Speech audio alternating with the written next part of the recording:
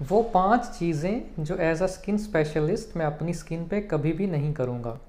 Number 1, मैं कभी भी अपनी स्किन पे अर्जेंट वाइटनिंग या फिर इंस्टेंट वाइटनिंग वाला कोई भी प्रोसीजर नहीं करूँगा। उसकी रीज़न ये है कि जो इंस्टेंट वाइटनिंग या अर्जेंट वाइटनिंग के प्रोसीजर्स हैं, उनमें ब्लीचिंग एजेंट्स होते हैं या फिर एग्रेसिव एक्सफोलिएशन की जाती है, जिससे मेरी स्किन का जो नॉर्मल स्किन बैरियर है वो डिस्टर्ब हो जाता है, या फिर ब्लीचिंग एजेंट से मेरी स्किन डैमेज भी हो सकती है। तो मैं कभी भी अपनी स्किन के ऊपर ये प्रोसीजर्स नहीं करूँगा।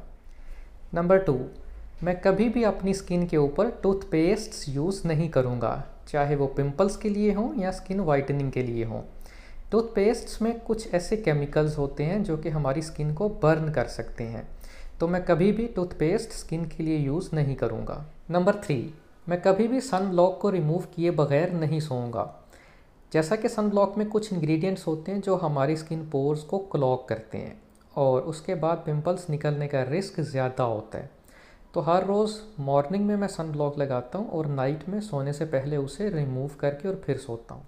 Number 4, I would never leave my skin dehydrated. मैं हमेशा मॉइस्चराइज़र यूज़ करता हूँ स्किन के ऊपर, क्योंकि अगर हमारी स्किन डिहाइड्रेटेड होगी तो उससे हमारा जो नॉर्मल स्किन बैरियर है वो डिस्टर्ब होता है और पिगमेंटेशन या पिंपल्स निकलने का रिस्क ज़्यादा होता है। तो मैं हमेशा मॉइस्चराइज़र अपनी स्किन पे यूज़ करता हूँ। नंबर 5, मैं कभी भी अपनी स्किन के लिए फार्मूला क्रीम्स या मिक्स क्रीम्स यूज़ नहीं करूँगा। इन क्रीम्स में मोस्टली स्टीरॉइड्स होते हैं जो कि हमारी स्किन को थिन कर देते हैं। इनके बाद पिंपल्स निकलना शुरू हो जाते हैं या फिर फेशियल हेयर आना शुरू हो जाते हैं, जो कि सीवियर साइड इफ़ेक्ट्स होते हैं। तो मैं कभी भी अपने फेस के लिए इस तरह की क्रीम्स यूज़ नहीं करूँगा।